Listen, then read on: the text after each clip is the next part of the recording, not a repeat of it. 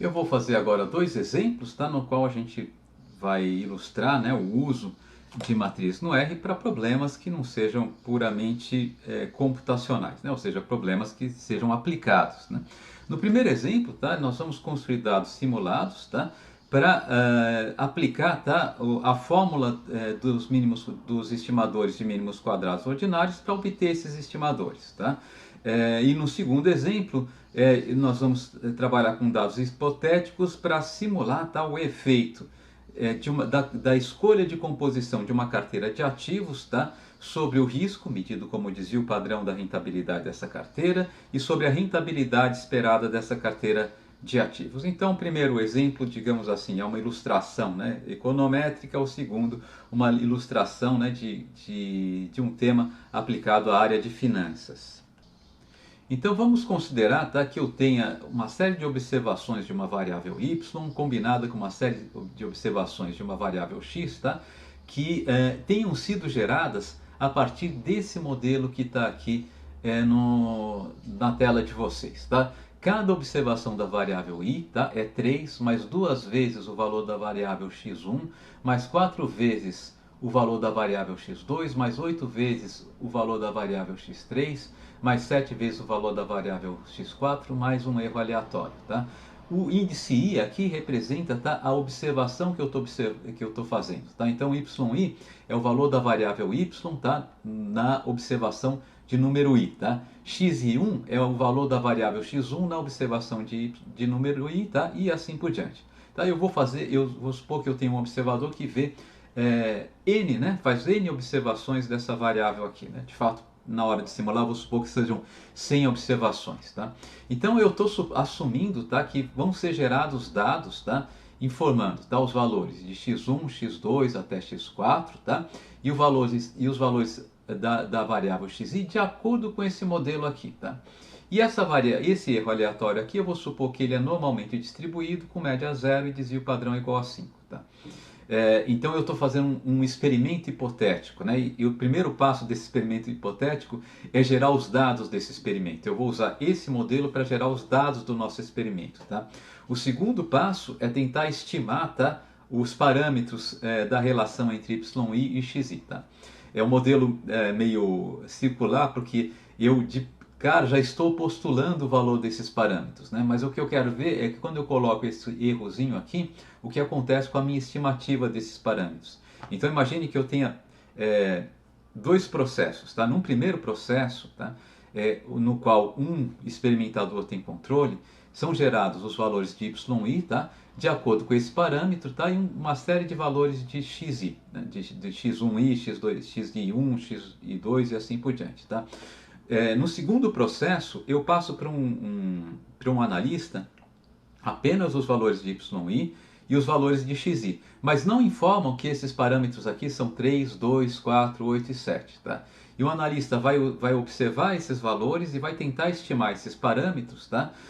Com base no modelo de mínimos quadrados ordinários. É isso que eu vou fazer. Tá? Então eu vou fazer vou aplicar a teoria dos mínimos quadrados ordinários, tá, a um modelo de geração de dados que eu conheço simplesmente porque eu estou postulando esse modelo. Tá? Bem, esse modelo aqui ele pode ser expresso de uma maneira mais sintética, né? Usando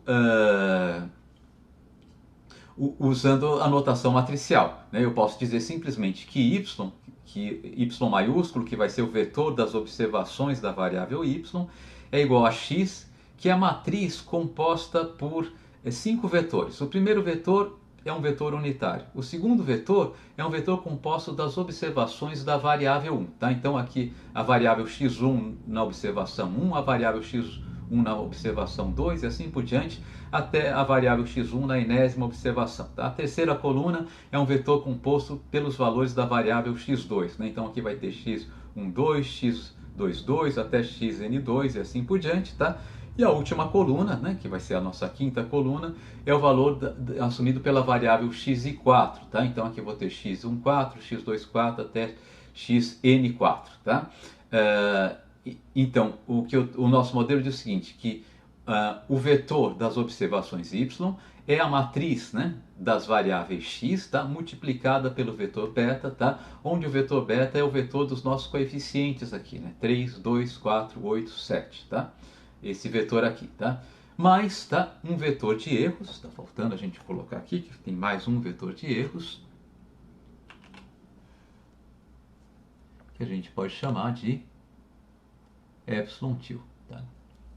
E o vetor de erros, né, é igual, tá, a um epsilon til 1, epsilon til 2, epsilon til n, até epsilon til n. Tá? Todos eles são erros, tá, que são variáveis aleatórias, mas com a mesma distribuição de probabilidades. Tá? Normal, média zero e o mesmo desvio padrão igual a meio. Né? Então eu estou assumindo aqui, né, a hipótese de homocedasticidade. Né? O erro é sempre normalmente distribuído. Tá? Bem, então, a primeira coisa que eu vou fazer é gerar dados, tá? Pressupondo esse modelo aqui, tá? Então, vamos voltar para o R e vamos gerar os dados, tá? Esses dados aqui que eu vou gerar, eu vou passar para um analista, né? Que vai usar o método dos mínimos quadrados ordinários para tentar estimar esse modelo. Então, a primeira coisa que eu vou fazer, né? É gerar um vetor que seria nosso vetor beta, né? Daqueles valores beta aqui, tá? Que estão aqui, né? 3, 2, 4, 8 e 7, tá? Então eu vou gerar um vetor beta, vai ser o vetor com os componentes 3,2, 4, 8, 7, tá? Esses são números totalmente hipotéticos, né? Do modelo que eu estou gerando, tá? Eu vou também gerar uma matriz, né? Dos valores de x, tá? Então eu vou chamar isso aqui de x maiúsculo, né, que conforme a nossa anotação aqui, o x maiúsculo é a matriz dos valores de x, que é uma matriz que tem inicialmente uma coluna só de uns e depois um monte de valores de variáveis x, que eu vou atribuir a essas variáveis x, tá, valores aleatórios. Tá? Então o que eu vou fazer? Eu vou montar uma matriz. Vamos supor que essa matriz aqui vai ter 100, tá? 100 linhas, tá? E 5 colunas, né? Então eu vou montar um vetor, tá? Essa matriz vai ter uns dados, tá? Cujos primeiros 100 dados vão ser simplesmente, tá? O número 1 repetido 100 vezes. Então vou usar a função rep, né? Que é a função de repetir, repito o número 1 100 vezes. Montei a primeira coluna de uns da nossa matriz aqui, né? Então tá certo? É para montar essa primeira coluna. As outras colunas, tá? Eu vou supor que as variáveis x, todas elas, tá? Elas vão ser extraídas de uma distribuição, tá? Uniforme, tá? Com valores entre 0 e 1, tá? Podia ser qualquer valor, vamos supor que todos os outros x vão ser valores escolhidos reais, escolhidos aleatoriamente entre 0 e 1, né? Isso quer dizer o seguinte, que as outras variáveis x eu posso tirar de uma distribuição uniforme, tá certo? Vão ser 100 valores para cada variável, são 4 variáveis, então 400 variáveis com essa distribuição uniforme. Né? Então isso daqui é o nosso vetor de dados. Tá? Então eu estou pedindo para o R concatenar, tá? Um vetor que tem 100 vezes o número 1 com um vetor que tem 400 números escolhidos aleatoriamente entre 0 e 1. Né? Com isso, eu vou, e além disso, né, eu vou informar que o número de colunas, tá, é igual a 100. Né? O número de linhas, quero dizer, né, é igual a 100. Tá? Eu poderia colocar o número de linhas igual a 100 ou o número de colunas igual a 5, né? O resultado ia ser o mesmo. Né? Eu vou ter aqui 500 variáveis, tá? Distribuídas em 100 linhas, ele vai ter que compor 5 colunas. Tá? Então isso aqui foi para montar esse vetor aqui, né? Esse vetor aqui das variáveis, das variáveis. A instrução para repetir 100 vezes o número 1 foi para preencher essa coluna, tá? Depois os 400 números entre o 0 e 1 vão ocupar, tá, os valores das variáveis x1, x2, x3 e x4, ok? Muito bem, vamos voltar lá para o nosso R. E o que falta agora, né, é gerar o nosso vetor y, né? Bom, o nosso vetor y, tá? Eu vou gerar de acordo com o nosso modelo, né? O que diz o nosso modelo? O y é x vezes beta, produto matricial entre x e beta, mais um erro aleatório, né? Com média extraído, né, de uma distribuição normal com média meio, tá? Então o y vai ser igual a, tá? X, né? Produto matricial entre x, tá? E o nosso vetor beta, tá? Eu vou substituir o nome do vetor beta por um nome mais adequado, vou chamar de betas, tá? Simplesmente porque beta é uma palavra de uma função, né, no R. Então, só para evitar que usar o mesmo nome para uma variável e para uma função, eu vou chamar de betas o nosso vetor, tá? Então, x, o produto escalar entre a nosso vetor, a nossa matriz x, o produto matricial entre nossa matriz x e o nosso vetor beta, né? Mais um vetor de erros, né? Eu vou, antes de fazer, de gerar o, o nosso vetor de y, tá? Vamos criar um vetor epsilon, né? Que são os nossos erros aleatórios, tá? E o nosso vetor epsilon, né? Simplesmente é um vetor, tá? De variáveis aleatórias, né? Extraídas de uma distribuição normal, sem variáveis aleatórias, né? Extraídas de uma distribuição normal, com média zero e desvio padrão meio, que é a nossa hipótese, tá? Então, o nosso y vai ser isso aqui, mais, tá? E portanto mais esse vetor epsilon, né? Okay? Então isso daqui eu estou gerando os dados, né, que vão ser analisados pelo método de mínimos quadrados ordinários, tá? Então vou mandar o comando para gerar os betas, para gerar a matriz x, para gerar o nosso epsilon e para gerar o nosso y, tá? Então agora a segunda etapa, tá? Eu vou supor que eu só estou observando, né, o y e o x. Não conheço os betas e vou estimar os betas, né? Então o nosso segundo passo, né, estimar, né, estimativas dos valores dos betas a partir de y e de x, tá? Então eu passei, na verdade isso aqui foi a natureza que fez esse experimento, gerou um monte de x, e gerou um monte de y de acordo com essa relação aqui, tá? E eu estou observando só os x e os y e quero estimar esses betas, né? Então o que eu vou fazer agora, né, é usar, tá, a fórmula do estimador de mínimos quadrados ordinários. Então, relembrando lá a teoria estatística, né? Se vocês ainda não viram, vocês vão ver isso com certeza em econometria, tá? Ou talvez em estatística econômica já, né? O estimador, o vetor dos estimadores desses valores aqui, que agora eu estou supondo que eu não conheço, né? O estimador de mínimos quadrados ordinários desses coeficientes betas é dado por essa expressão aqui. Eu pego a matriz x, pego o transposto da matriz x, multiplico pela matriz x, inverto essa matriz, tá certo? Multiplico o resultado pela matriz x transposta e multiplico finalmente isso daqui pelo vetor y, né? Quando eu faço isso, eu vou achar os meus estimadores dos valores de beta. Vamos aplicar essa fórmula, vamos ver o que acontece, tá?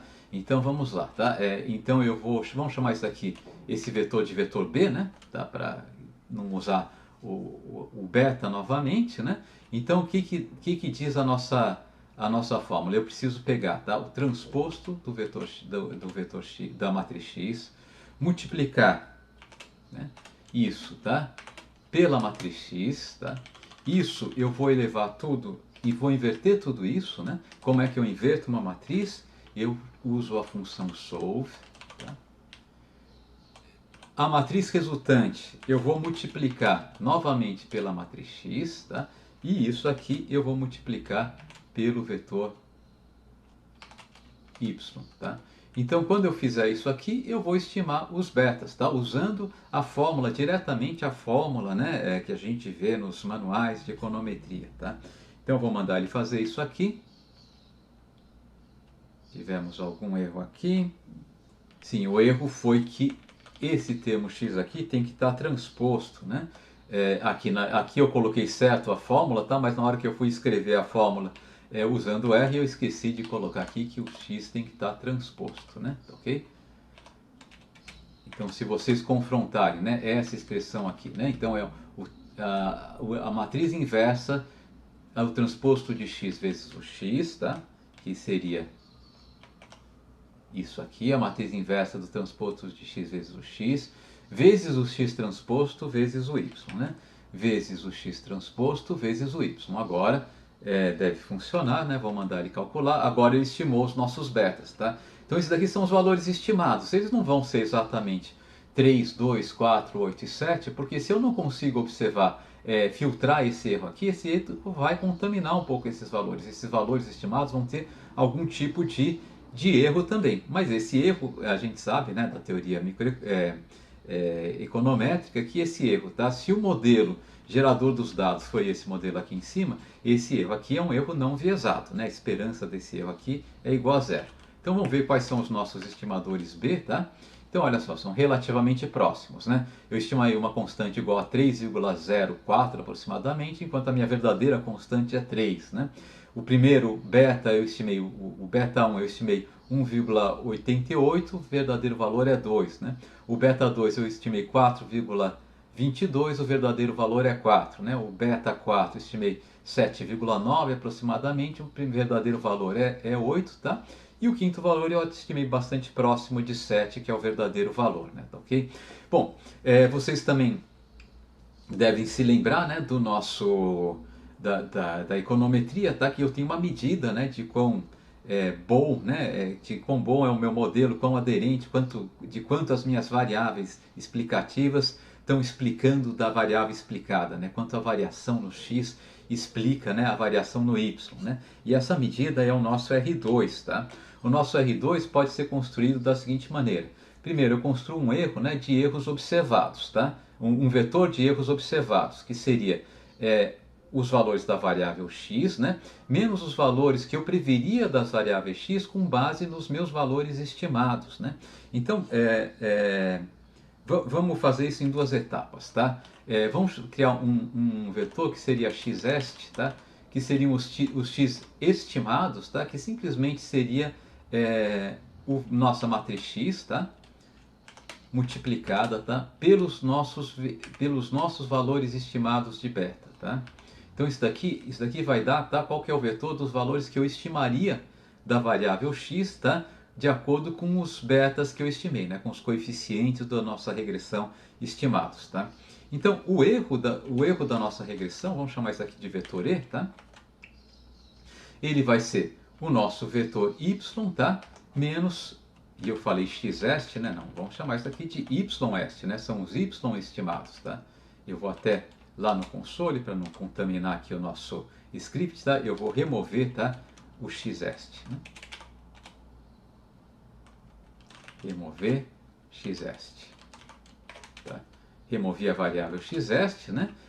E agora vamos ver qual que é a diferença, tá? Entre o y real e o y estimado, tá? Isso daqui eu vou armazenar na variável e, né? E de erro aqui, erro estimado, porque o erro verdadeiro é o nosso epsilon lá, né? Tá ok? Então agora, tendo, tá, aqui os nossos erros estimados, né? E vamos calcular também, tá, uma variável que é a média do valor y, tá? Então, isso daqui é simples, né? Eu vou usar já a função, tá, do R, a função min, né? Então, vamos chamar isso daqui de y barra, ou im, tá? De y médio, tá? Eu vou simplesmente pedir para ele calcular a média, tá, do vetor y, né? E armazenar na variável da ym. Ok, né? Então vamos voltar lá para as nossas fórmulas, tá? E o que a gente sabe, né, da teoria econométrica, tá? Que a medida então de quanto o nosso modelo explica da variação na variável aleatória, o nosso R2, né, que é uma medida, digamos assim, de aderência do nosso modelo, é dada por essa expressão, né? É 1 menos, tá, a somatória dos erros, tá, ao quadrado, tá, dividido, tá, pela somatória dos desvios da média ao quadrado, tá? E isso aqui no R é fácil a gente fazer, tá? Então eu vou chamar isso aqui de R2, tá? É o nosso R2, tá? Ele vai ser 1, né? Menos, tá? Então, a somatória dos erros ao quadrado, tá? Os erros ao quadrado, tá? Eu posso usar o erro elevado ao quadrado, tá? Lembre-se que o erro é um vetor, tá? Então o que ele vai fazer quando eu faço essa operação? Ele vai aplicar elevado ao quadrado a cada componente desse vetor, né? Então eu vou pegar cada componente elevado ao quadrado, se eu colocar a expressão sum aqui, né, de somatória, tá? Eu vou ter a somatória dos erros ao quadrado. E para dividir, né, pela somatória, tá, das diferenças entre os valores observados de y, né, e o y médio, tá? Eu vou fazer a mesma coisa, eu vou pegar a somatória, tá, das diferenças entre os valores observados de y e os y médios, tá? A fórmula diz que isso aqui tem que estar ao quadrado, tá? E dividir um pelo outro, tá? Então, quando eu fizer isso, tá, eu vou calcular o R2 da nossa regressão, tá? E aqui eu posso chamar o R2, tá? E vou ter aqui um R2 bastante alto, né? 98% quase. E, portanto, aqui é só para ilustrar, né, que eu posso fazer todas as contas e estimar o modelo de mínimos quadrados ordinários, né, usando R, digamos assim, na unha, né, repetindo esse modelo passo a passo. Tá? Agora, né, então isso aqui era uma ilustração. Tá? Então, se vocês estiverem estudando econometria e gostariam de ver, né, como aplicar as fórmulas, vocês podem fazer isso no R de uma maneira relativamente simples, né? A gente fez isso aqui em poucos minutos e a gente faria mais rápido ainda se eu não estivesse explicando, né, cada passagem, tá? Então é relativamente simples fazer isso. Agora, vocês não devem fazer isso quando vocês estiverem fazendo, tá, aplicando regressão linear usando R para um problema prático, para um problema aplicado. Aqui vocês podem fazer isso para estudar econometria e eu recomendo que vocês façam isso. É interessante saber de onde vêm as fórmulas e assim por diante. Né? Por que vocês não devem fazer isso? Porque o R ele já tem, né, uma função, tá, que aplica, tá, o nosso modelo de mínimos quadrados ordinários, né? De fato, os nossos modelos, um modelo de regressão linear múltipla, tá? De uma maneira que é mais eficiente, né? Que é mais produtiva para a gente. E essa função é a função LM, né? De Linear Model, tá? A função LM, então, ela vai estimar, tá? Ela vai estimar o modelo de regressão linear, tá? E ela devolve um monte de informações sobre esse modelo, tá? Então, quando eu peço para ele estimar esse modelo usando a função LM, por exemplo, tá? O R já calcula para nós o R2, tá? Então, ele já calcula um valor adicional, né? Ele já vai calcular, tá? Vai calcular o nível de significância de cada estimador e assim por diante. Então ele dá uma informação bem mais rica sobre o modelo do que a gente consegue fazer com esses rápidos passos que a gente fez aqui. É claro que a gente poderia extrair todas essas informações, né, fazendo as contas uma a uma. Mas no caso prático, quando a gente está analisando dados diretamente, é muito conveniente ter uma função que já faça grande parte do trabalho para a gente. Então vamos achar os nossos estimadores betas agora, né? Usando essa função LM, tá? Então eu vou usar essa função, mas vou armazenar o resultado dessa função, tá? Em uma variável que eu vou chamar de ML, modelo linear, tá? Então o nosso modelo linear, né, vai ser, tá, o resultado da aplicação da função LM. O argumento dessa função deve ser aquilo que a gente chama de uma fórmula, tá? Uma fórmula é alguma coisa do tipo y é a variável que eu quero que seja explicada, tá? É uma função desse tio aqui vai ser entendido dessa maneira, do vetor de x, tá? Só que acontece que nossa regressão, o LM já pressupõe que eu tenho uma primeira constante de valores, uma primeira coluna de valores constantes iguais a 1, né? Lembre que o nosso vetor de x, eu vou dar aqui as primeiras observações do vetor de x, tá? Da matriz x, tá? Essa função head, ela dá as primeiras observações de um vetor ou de uma matriz, aqui no caso as primeiras linhas de uma matriz, né? Então a nossa matriz X, ela tem toda a primeira coluna, ela é cheia de 1s, né? Por que a gente fez isso? Para capturar aquilo que estava aqui no nosso modelo, que eu tinha aqui um beta 0 que estava sempre aparecendo sozinho, né? Para capturar esse 3 aqui, que é o nosso beta 0 multiplicado por 1, né?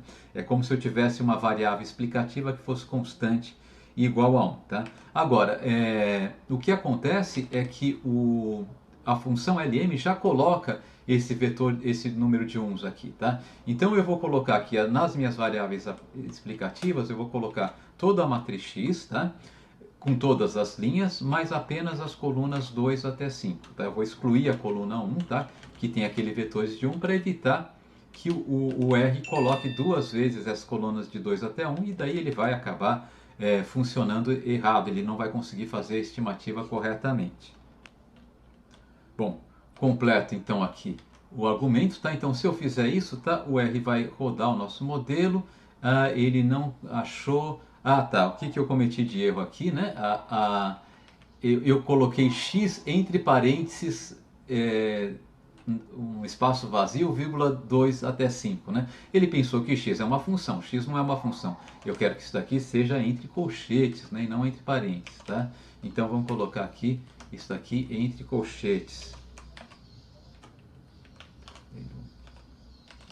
Aqui entre colchetes, né? Agora sim, tá? Agora sim, é a matriz X, tá? Todas as linhas, colunas 2 a 5.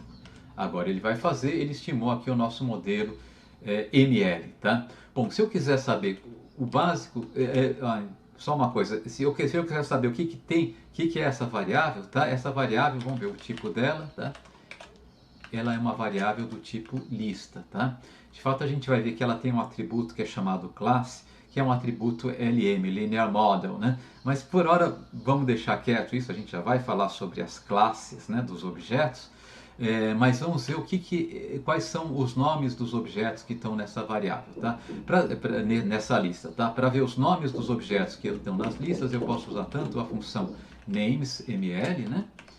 Quanto usar também, né, ls.ml, tá? Ele vai dar o mesmo resultado, tá? Com uma diferença. Não, é o mesmo resultado, apenas a ordem que é diferente, né? Então olha só o que ele diz, ele tem os coeficientes,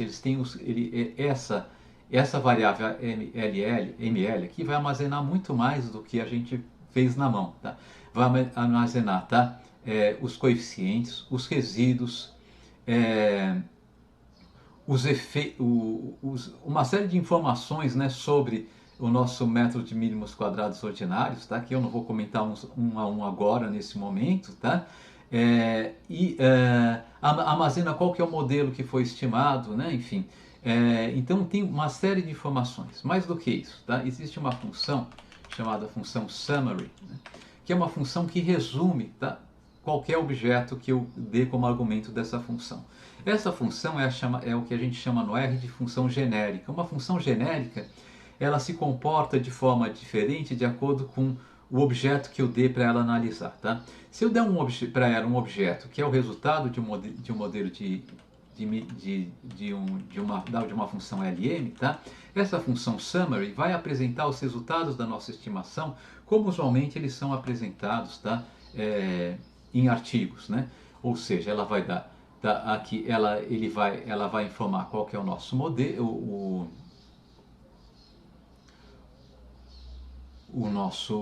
os nossos estimadores, tá? Então estão aqui os nossos estimadores, tá? O desvio padrão desses estimadores, tá? A estatística T associada a esses estimadores, tá?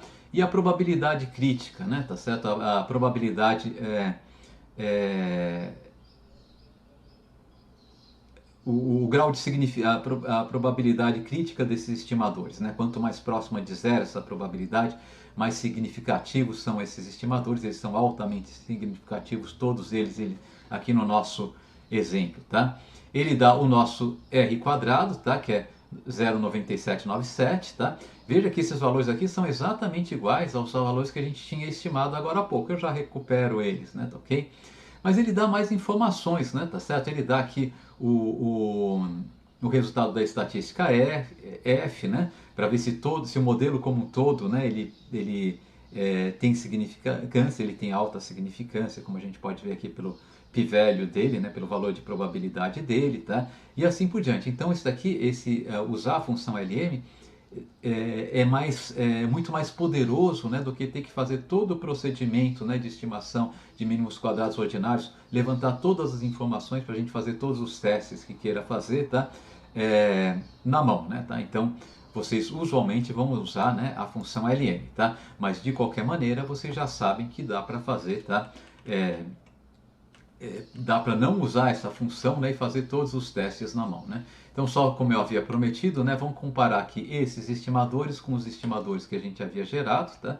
Então, a gente tinha 3,037, 3,037, né? 1,88, 1,88, 4,22, 4,22. São os mesmos estimadores, né? E o R quadrado, tá aqui, pela função LM deu 0,9797, tá? O nosso R quadrado, recuperando ele aqui, também era 0,9797, né? Então a gente realmente fez exatamente a mesma conta. Só que, claro, é muito mais fácil fazer essa conta usando a função LM. E o segundo exemplo que eu queria dar para vocês, né, relacionado à teoria das finanças, está relacionado à composição de uma carteira de ativos e os efeitos dessa composição sobre rentabilidade e desvio padrão da rentabilidade dessa carteira de ativos, né? Existe a moderna teoria das finanças, costuma focar, né, em dois aspectos, né, de uma carteira de ativos, de uma estratégia de investimento. Esses dois aspectos são rentabilidade esperada e o risco medido como desvio padrão dessa rentabilidade. E existe uma teoria, né, para dizer como a composição da carteira de ativos afeta a rentabilidade esperada, quais são os limites para isso. Mas aqui vamos fazer um exercício investigativo, tá? Investigatório. Imagine que eu tenha 3 ativos nos quais eu vou investir, tá? Cujas rentabilidades esperadas são essas aqui, tá? 4,27% para o primeiro ativo, ativo 1, 0,15% para o ativo 2 e 2,85% para um ativo 3, tá? Essas rentabilidades esperadas podem ser as rentabilidades esperadas em um ano, mas talvez num trimestre, né? Em algum período de tempo, tá? Não é relevante para a gente exatamente essa dimensão por hora, tá? Vamos supor que eu vou compor uma carteira de ativos na qual eu vou misturar esses 3 ativos, tá? Com pesos W1, W2, W3, no qual a soma desses pesos é 100%, né? Então, esses pesos aqui representam a participação em termos de valor de cada um desses ativos na minha carteira de ativos. A rentabilidade esperada dessa carteira de ativos vai ser a média ponderada dessas rentabilidades, ponderada pelos pesos dos ativos, né? Então, matricialmente, ela pode ser pensada como o vetor de pesos, né? Aqui no caso transposto, multiplicado pelo vetor pelo vetor de rentabilidades esperadas, tá? Então aqui eu representei como WT vezes μ, né? E eu vou ter, tá, qual vai ser a variância dessa rentabilidade da minha carteira de ativos? Bom, isso vai depender das covariâncias entre os ativos. A variância de uma carteira de ativos, tá, de fato vai ser a somatória, tá, dos produtos entre os pesos dos ativos vezes a covariância entre os ativos, tá? Então eu vou ter os ativos variando de 1 até 3, né, 2 vezes, tá? Então eu vou ter o peso que eu dei para o ativo I vezes o peso que eu dei para o ativo J vezes a covariância entre as rentabilidades do ativo I e do ativo J.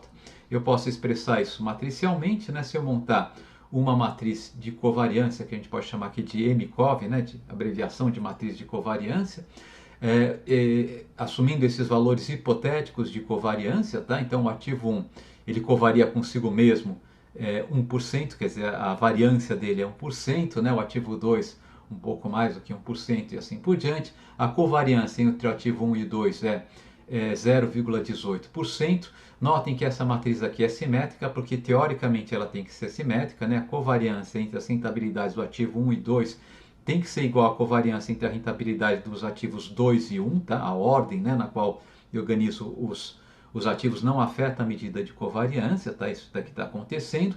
E outra coisa, tá? Isso aqui é um resultado teórico, a matriz de covariância necessariamente ela é definida positiva.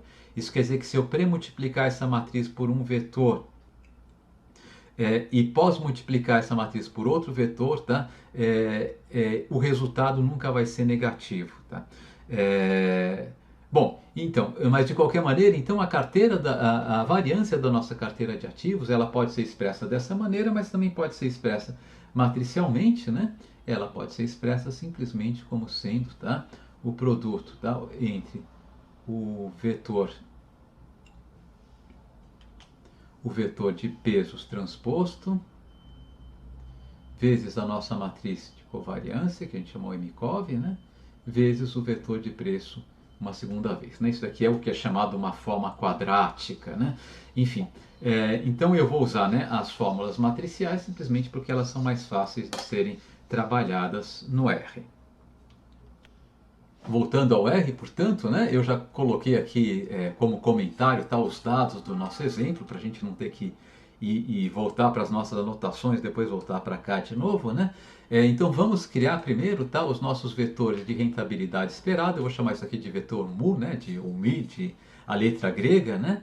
E esse vetor aqui, bom, vamos tratar como se fosse um vetor efetivamente. Tá? Então eu vou usar a função matrix, né? Mas é uma matriz, tá, composta com o vetor, com os valores, que são esses valores que eu já anotei aqui em cima, de rentabilidades esperadas, né? 0.0427, 0.0015, 0.0285, né? Então aqui está o nosso vetor mu, né, o mi, né, de valores esperados, tá? Já mandei para o console, ele já criou a variável mi, tá? Vamos também criar a nossa... Ah, tá, vocês podem ver que ele criou um vetor, tá, vertical, tá? Como eu não informei o número de linhas e o número de colunas, ele pressupôs que esse daqui é um vetor de uma única coluna, tá? Bom, agora vamos criar a nossa matriz de covariância, na nossa MCOV aqui, tá?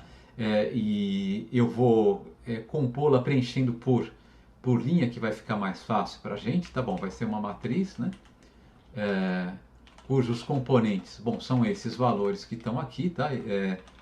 A gente pode entrar manualmente, né? Eu poderia copiar, mas aqui está fácil, 0.01100, 0.0018, 0.0011, tá? Vou continuar na linha de baixo, tá?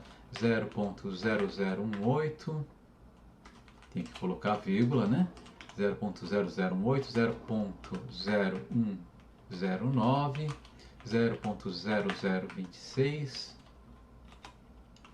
0.0011, 0.0026, 0.0199. Né? Então está aqui o nosso vetor, a gente já preencheu o vetor, que é o primeiro argumento da nossa função matrix, né? Os outros argumentos que a gente tem que dar, tá?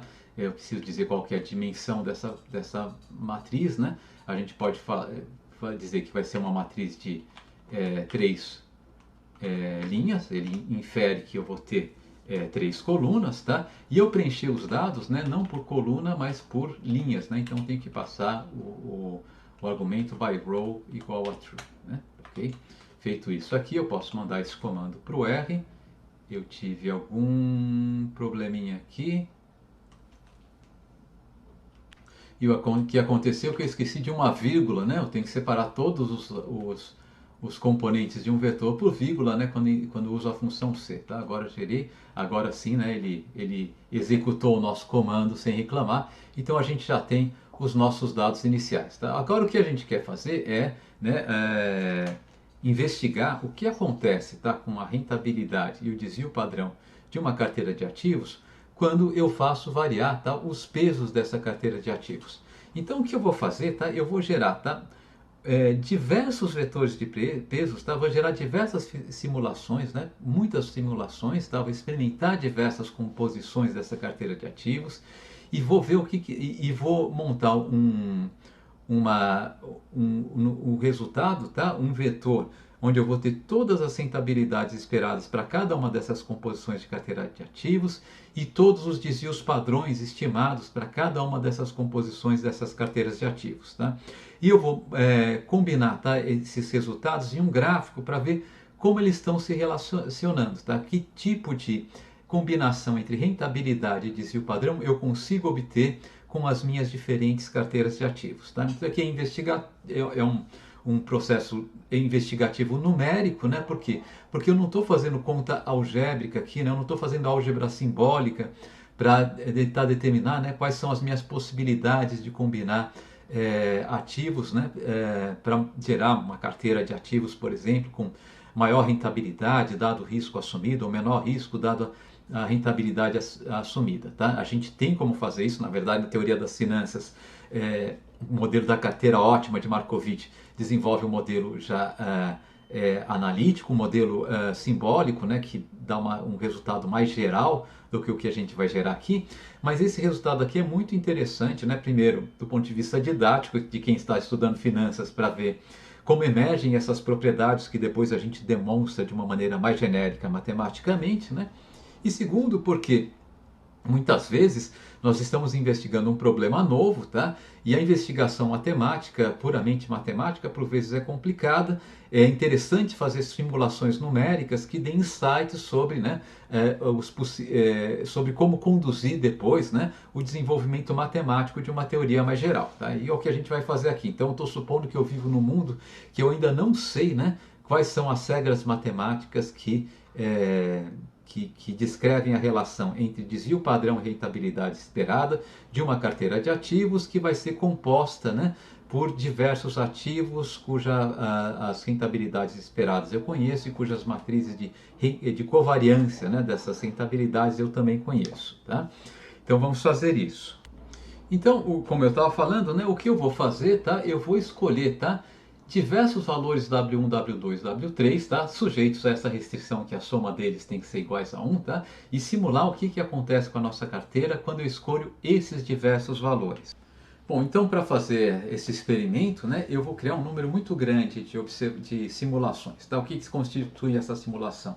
Eu vou combinar esses três ativos aqui, né, com pesos diferentes. Tá? Então eu vou criar digamos, tá, vamos fazer um número de simulações, vamos chamar de N, porque depois se eu quiser eu mudo o número de simulações, tá?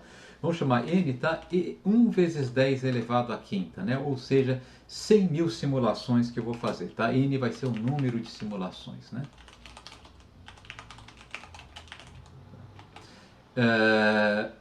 Agora eu vou criar então 100 mil combinações de peso, né? 100 mil combinações W1, W2, W3 de pesos, tá? E eu vou criar essas 100 mil simulações e vou guardá-las em uma matriz, tá? Que vai, o número de linhas, cada linha vai representar uma simulação, então vou ter que ter 100 mil linhas, tá certo?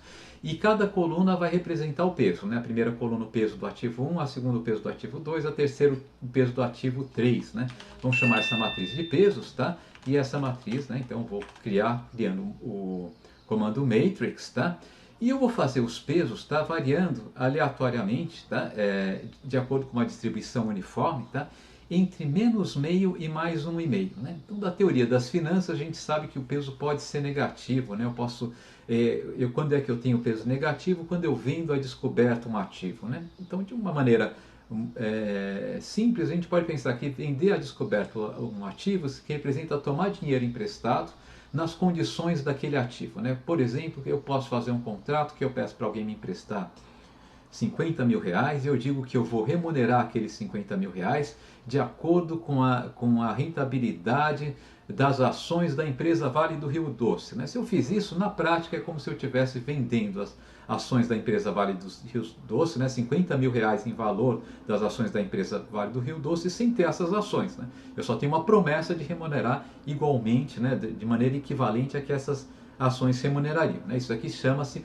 uma venda descoberto. Tá? Se a gente assumir que é possível fazer venda descoberto, um ativo pode ter peso negativo na minha carteira de ativos e ele pode ter peso maior do que 1, quando eu vendo a descoberto, né, liquidamente os outros ativos. Tá? Então eu vou deixar, eu vou fazer com que, eu vou escolher então, tá? Como peso dos ativos, tá? De acordo com uma distribuição uniforme, tá? 3 vezes, eu vou escolher 3 vezes N, valores dessa distribuição uniforme, né? Por que 3 vezes N? N para preencher a primeira coluna, que é a coluna das rentabilidades dos pesos do ativo 1, né? N para preencher a segunda coluna, que é a coluna dos pesos do ativo 2, N para preencher a terceira coluna, que é a coluna dos pesos do ativo 3. Então vou precisar 3 vezes N pesos, né? E eu quero escolher então esses números, né, entre menos meio, tá? Vou assumir entre menos meio e mais 1,5. Tá? Isso daqui não vai dar certo, os nossos pesos vão ficar ruins, mas depois a gente conserta esses pesos. Tá?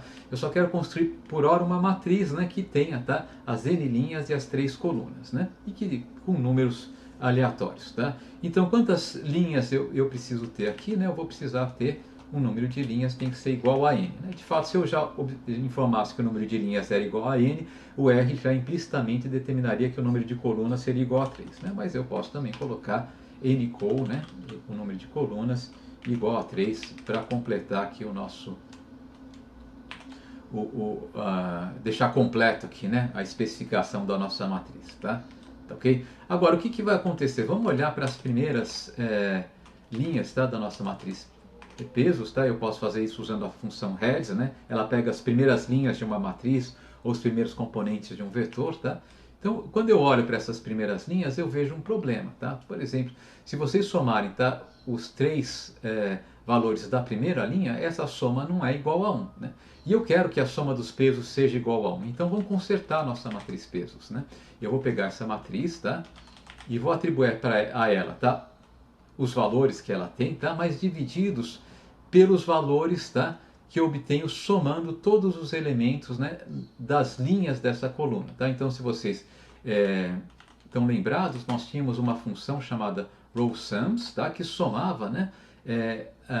A matriz, tá, linha por linha e retornava um vetor, né, com a soma desses elementos. Se eu pegar a função rowSums pesos, o que o R vai criar? Ele vai criar, tá, um vetor com n, né, valores que são as somas, né, dos elementos que estão nas n linhas da nossa matriz pesos, tá? Quando eu divido a matriz pesos por um vetor com n valores, o que ele vai fazer? Dividir primeiro a primeira coluna por esses n valores, depois a segunda coluna por esses n valores, depois a terceira coluna por esses n valores, tá? E o resultado vai ser que agora a soma dos pesos, tá? Por linha agora vai ser igual a 1, tá? Eu vou reproduzir esse processo aqui só para ser um pouco mais explícito, tá? Então eu vou definir primeiro, tá? Eu vou refazer a nossa matriz de pesos, tá? A gente viu, né? As primeiras linhas, tá? Elas não necessariamente vão somar 1, de novo, né? Por exemplo, essa linha aqui não está somando 1, né? As linhas não estão somando valor 1, tá? Então eu posso, só para checar isso de uma maneira mais simples, né? Eu posso usar a função rowSums, tá? Eu posso pedir para o R mostrar só os primeiros componentes, né, do vetor que eu obtenho quando eu uso a função rowSums, tá, para somar, tá, as linhas, né, efetuar as linhas, né,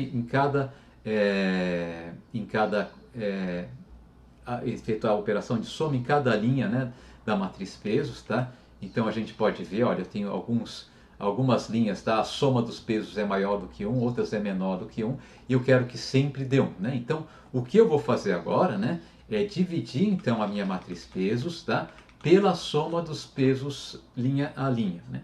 E quando eu faço isso agora, se eu pedir novamente, né, para ele informar, tá, a soma dos pesos, agora está sempre somando 1, né? Porque eu forcei matematicamente essa soma a ser 1, tá? Então, feito isso, agora a gente pode, né, calcular, tá, quais vão ser, tá, as rentabilidades esperadas, né, e os desvios padrões, tá, para cada simulação que a gente faz. A gente tem 100 mil simulações, eu vou ter 100 mil rentabilidades esperadas e 100 mil desvios padrões.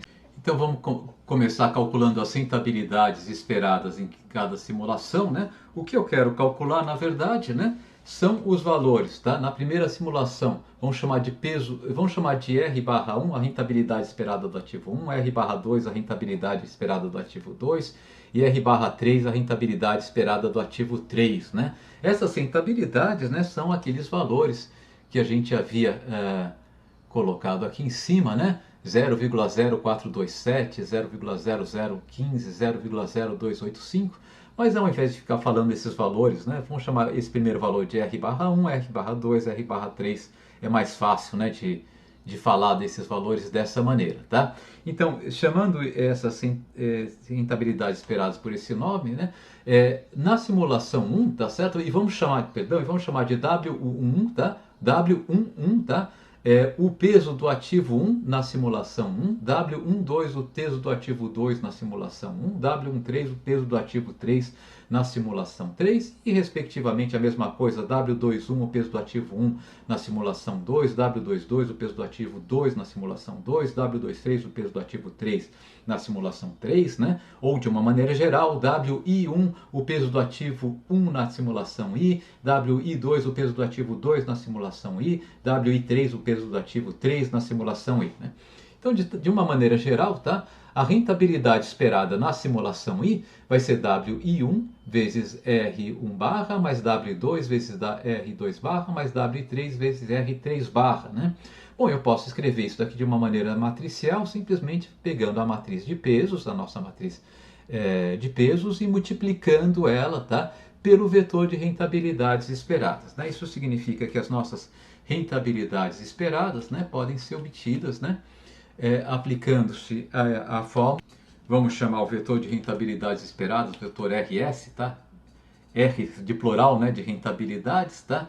E a fórmula é muito simples, eu pego a matriz de pesos, tá, e faço a multiplicação, né, matricial, né, pelos vetores de rentabilidades esperadas, tá? E aqui nós temos as nossas rentabilidades esperadas. Se vocês quiserem ver, né, os primeiros elementos dessas rentabilidades, aqui estão eles, tá?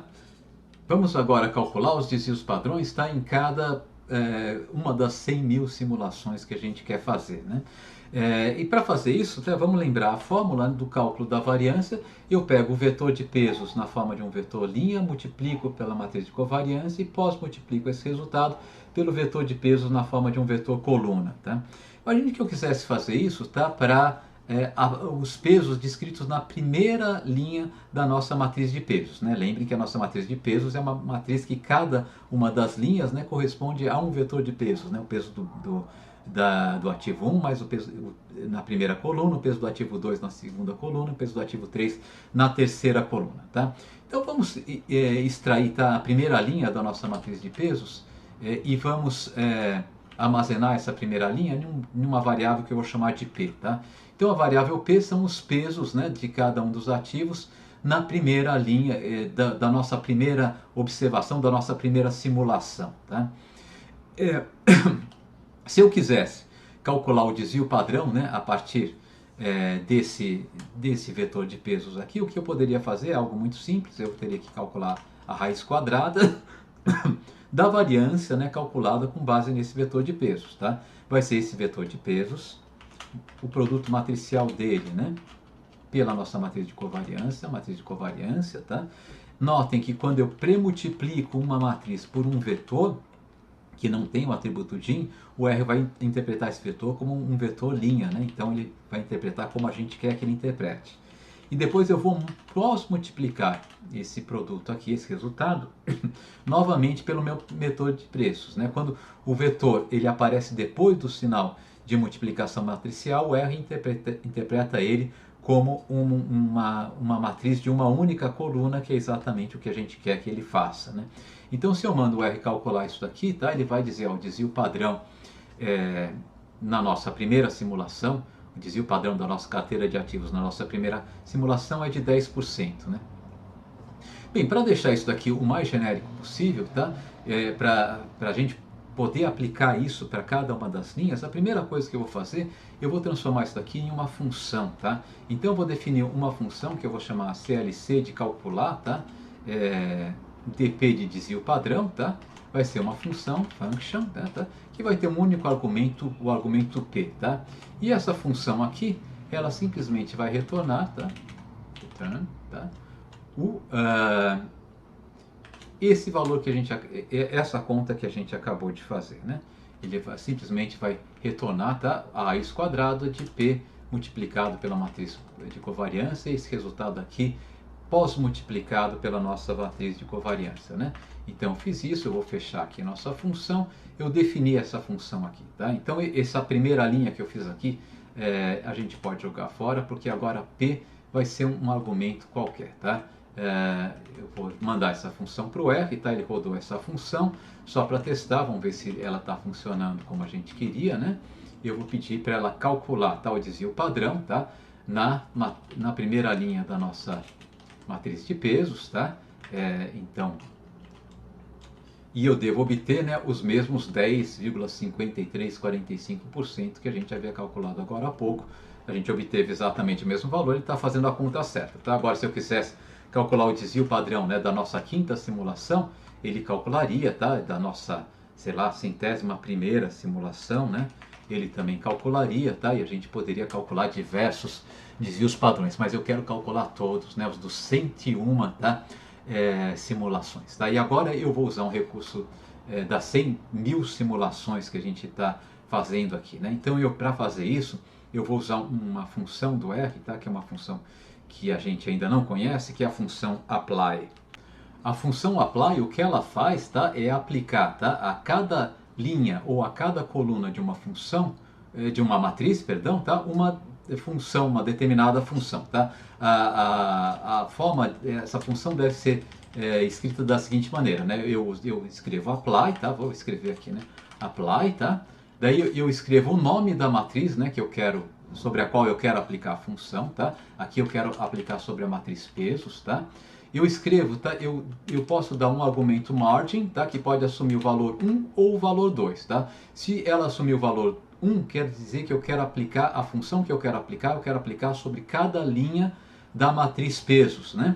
Se fosse o valor 2, eu queria aplicar sobre cada coluna da matriz pesos, tá? Então eu vou colocar aqui margin igual a 1, tá? Eu poderia omitir esse argumento porque a margem padrão é igual a 1, tá? Mas só para ficar completo, eu vou colocar margem igual a 1, tá? E depois eu preciso dizer qual que é a função que eu quero aplicar, tá? Então eu vou passar o argumento func. Eu preciso pedir desculpas para vocês porque eu coloquei duas coisas erradas aqui, tá? A função, o nome da função, o argumento é fun, não é func, tá? E a palavra-chave margin deve ser escrita com letras maiúsculas, tá? Então vamos corrigir isso, né? Aqui e aqui também, tá? Agora sim, né? Nós estamos com a função como a gente queria, tá? Então, a margem vai ser 1, eu vou calcular por colunas, né? E qual que é a função que eu quero aplicar a cada linha, né? Eu vou calcular por linhas, por isso a margem é 1. E qual que é a função que eu quero aplicar a cada linha? Bom, eu quero aplicar a função que a gente acabou de criar, né? De calcular, tá? O desvio padrão, tá? É essa função que vai ser aplicada, tá? E vamos dar um nome para o resultado, né? Dessa operação aqui. O que vai acontecer? O que o R vai fazer quando eu pedir para ele fazer isso? Ele vai pegar a matriz pesos, ele vai aplicar a cada linha da matriz pesos, tá? Essa função aqui que é para calcular o desvio padrão, tá? Vamos armazenar isso daqui, tá? Em um vetor, tá? Que a gente pode chamar de DSVPDS, né? Desvios padrões, tá? Eu vou chamar esse vetor aqui, tá? Então eu vou pedir para ele fazer a conta, ele fez, né? Vamos dar uma olhadinha só nos primeiros valores disso aqui, tá? E aqui estão os nossos desvios padrões, né? Lembra que a gente tinha calculado, ó, que está aqui ainda em cima aqui do nosso console, né? A gente havia calculado o desvio padrão da primeira linha e está aqui, né, o valor que a gente havia obtido, né? Da quinta linha também, olha, aqui está a quinta linha, tá certo? A 100ª linha não apareceu porque a gente não mostrou, né? Aqui até o 100º argumento, tá? Mas então, enfim, agora a gente tem todos os desvios padrões calculados, né? A gente fez 100.000 simulações, né? Assim, em um piscar de olhos, né? Porque o computador é muito rápido para fazer contas. Então vamos ver se a nossa simulação permite que a gente tenha alguma ideia, né? De se há algum tipo de padrão, alguma relação padrão entre, né, rentabilidade esperada e desvio padrão, né? Dado todas essas diversas combinações, né, de pesos para compor nossa carteira de ativos. Para fazer isso, tá, a gente vai fazer um gráfico, né, o chamado gráfico de dispersão. Tá? O gráfico de dispersão, né, é um gráfico em que eu vou marcar diversos pontinhos. Cada ponto vai ter na ordenada o valor do desvio padrão e na coordenada o valor da rentabilidade esperada, ok? E para fazer isso eu vou usar a função plot. Tá? A função plot é uma função genérica que ela gera gráficos e o tipo de gráfico que ela vai gerar, bom, depende do insumo que eu vou dar para essa função, né? Do argumento que eu vou passar para essa função. Tá? Se eu passar como argumento dois vetores, que é o que eu vou fazer aqui, né? Eu vou passar o vetor, tá, dos desvios padrões e o vetor das rentabilidades, tá certo? R's, né? O que ele vai fazer efetivamente vai ser gerar o gráfico de dispersão. De cara ele não vai ficar exatamente como a gente queria, daí a gente vai fazer alguns ajustes para o gráfico ficar com uma cara que vai descrever bem a relação que a gente quer descrever. Mas o que acontece então se eu peço para ele fazer, plotar, tá? Os desvios padrões, tá? Combinados, né, com as rentabilidades dos ativos. Bom, eu mandei o comando para o console, o que vocês podem ver, ele gerou um gráfico, né? Que é esse gráfico aqui à direita, tá? Cada bolinha dessas é uma observação, é uma simulação, né? E o que acontece? Esse gráfico aqui ele está com um problema, por quê? Porque eu tenho um monte de bolinhas sobrepostas aqui perto nessa região aqui, né? E poucas bolinhas dispersas fora dessa região, né? Então a primeira coisa que a gente pode fazer é o seguinte, olha, essas poucas bolinhas são, a gente pode pensar, são outliers, né? São aquelas observações que ficaram muito fora e, portanto, como elas estão muito sozinhas, elas não explicam, elas não são muito capazes de descrever qualquer padrão, né? Eu vou tentar redesenhar o gráfico tirando essas bolinhas, daí o R vai redefinir a escala dessas bolinhas que estão aqui, todas elas sobrepostas, e talvez a coisa fique um pouco mais legível, tá? Então, para fazer isso, o que a gente pode fazer, né, é o seguinte. Vamos escolher, tá, um limite de valores, né, para os quais eu não quero que o R mostre, tá, esses valores no gráfico, tá? Então valores que estão muito longe, né, da maioria dos valores eu vou pedir para ele deixar fora do gráfico, tá? Tanto os valores de rentabilidades esperadas, né, quanto os valores de desvio padrão, tá? Para fazer isso eu vou usar uma função do R que é chamada função quantile, tá? A função quantile ela vai funcionar da seguinte maneira.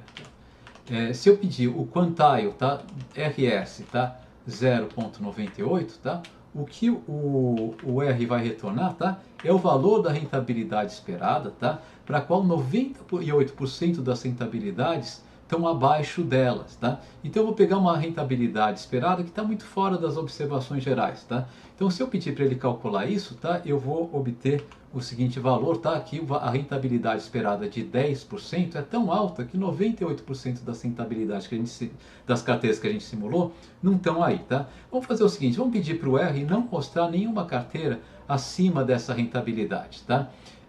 Vamos chamar isso daqui de RSP, tá? É a rentabilidade superior que a gente vai admitir para a elaboração do nosso gráfico, tá? E vamos chamar de RSM, tá? O mínimo, né, dos nossos R's aqui, tá? O quantile, tá? RS 0,02, tá? Isso que significa o quê? Eu vou pegar qual que é o valor da rentabilidade das nossas carteiras de ativos, para as quais só 2% das carteiras das nossas simulações estão abaixo, né? Então vou ter pouca densidade dessas observações abaixo disso, e eu vou ter esse gráfico aqui com essas bolinhas muito separadas, tá? Então vou fazer essas duas coisas, tá? E vamos fazer a mesma coisa, tá, com o desvio padrão. Só que o desvio padrão a gente já pode observar que o desvio padrão nunca está abaixo de zero, né? Então vamos só pegar, tá, os 4% dos desvios padrões com valores muito altos, né? Então eu vou chamar isso aqui de DSP, tá? O desvio padrão limite superior, tá? DSVP, e vou atribuir, tá, a ele aqui o valor quantile, né? O quantile do desvio padrão, DSVPDs, tá? E qual que é o nosso percentual? Aqui eu vou pegar os que estão, os 96%, né? 96% dos desvios padrões vão estar abaixo desse valor aqui, né? Então o que eu vou pegar? Eu vou pegar enquanto as rentabilidades, tá? Eu vou excluir o 2% das rentabilidades mais elevadas e 2% das rentabilidades menos elevadas, e o desvio padrão vou excluir 4% dos desvios padrões mais elevados, né? Vou excluir 4% de cada um desses grupos aqui, tá? E vou voltar lá para a nossa função plot, tá? Vou refazer a função plot aqui, tá? E vou dar mais argumentos para essa função plot, tá? O argumento vai ser xlim, tá? Que é os limites que eu quero impor, tá? Para a função, para o gráfico que eu vou fazer para o eixo x, tá? Então o eixo X, tá? Eu quero deixar que ele varie apenas entre, tá? 0, tá? E tá? O valor, né? DSVP, que a gente acabou de calcular, que era o valor, né? Que 96% das observações o desvio padrão está abaixo disso, tá? Então, quando eu faço isso, tá, o R vai montar o gráfico para mostrar números apenas entre esses dois valores, tá? Então, ele vai cortar, né, aquelas observações que o desvio padrão é muito elevado, tá? E eu vou fazer a mesma coisa para o eixo do Y, né, que é o eixo no qual eu tenho, tá, as rentabilidades, né, esperadas, tá? Eu vou deixar a rentabilidade esperada mínima ser o RSM, tá? E a rentabilidade esperada máxima ser o RSP, tá? Então vocês podem ver, né? O argumento então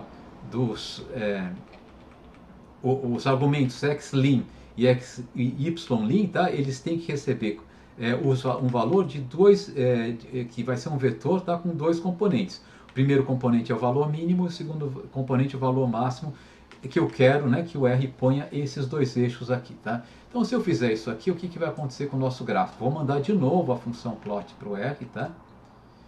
E aqui agora o nosso gráfico já ficou basicamente com a cara que a gente queria, né? Aqui estão os pontos, tá? Onde eu estou olhando a região mais densa dos pontos que a gente queria observar, né?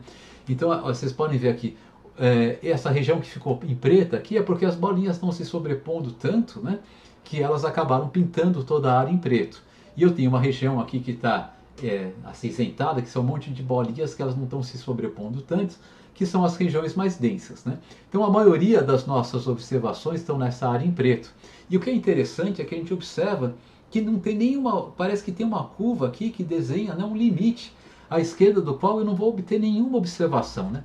Por que será que isso está acontecendo, né? Então isso daqui agora a gente pode colocar a questão teórica, né? Por que isso está acontecendo e qual que será o formato dessa curva? Bom, isso é uma questão que a gente trata em teoria das finanças, né? Então na teoria da carteira ótima a gente descobre que essa curva aqui, de fato, ela tem o formato de uma hipérbole, né? Ok? E agora, tá? Eu só vou refinar esse gráfico só botando aqui umas perfumarias, se a gente pode chamar assim, né? Um pouquinho mais de recurso gráfico só para ele ficar mais elegante. Então eu mudei um pouquinho, né, a instrução plot aqui, tá? Coloquei alguns argumentos optativos, tá? Dos quais eu vou falar com vocês especificamente quando a gente estiver falando efetivamente de geração de gráficos, tá? Então não vou me detalhar sobre esses argumentos aqui, tá? Mas basicamente eu estou com os rótulos, né, dos eixos, tá? O eixo horizontal desvio padrão, o eixo vertical rentabilidade esperada. Coloquei aqui, né, uma linha reta, duas linhas retas, uma horizontal e uma vertical, passando pela origem, pelo ponto 00, para a gente ter uma noção de que onde estão os pontos com rentabilidade positiva, onde estão os pontos com rentabilidade negativa, e marquei os pontos, né, no formato colorido, como vocês estão vendo aqui. E o que eu fiz agora foi, eu pausei o vídeo, tá? Mudei o número de simulações para 1 vezes 10 elevado a 7, ou seja, 10 milhões de simulações, tá? E pedi para o R rodar o nosso código todo inteirinho de novo, tá? Então agora nós fizemos o código com 10 milhões de simulações e o gráfico, né, que eu obtive foi esse gráfico aqui, muito parecido com o anterior, né? Só que aqui ficou com um sombreado, né, mais assim esotérico, né?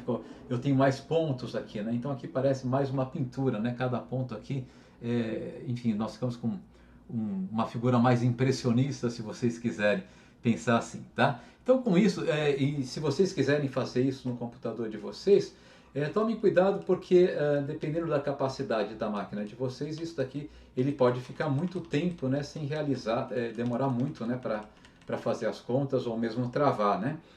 Também não vai estragar nenhum computador, só que vocês vão ter um pouco de dor de cabeça com isso, tá? Aqui eu demorei cerca de uns 45 segundos, né, para o R fazer todas as contas para mim, né? As primeiras contas são fáceis, mas quando a gente manda ele plotar os dados, tá? Daí na hora de desenhar o gráfico ele perde um pouco de tempo, porque ele agora tem, né, 10 milhões de observações para marcar os pontinhos aqui, tá? Mas a gente vê que o padrão, né, é exatamente o padrão que a gente tinha visto com o nosso exemplo com 100 observações.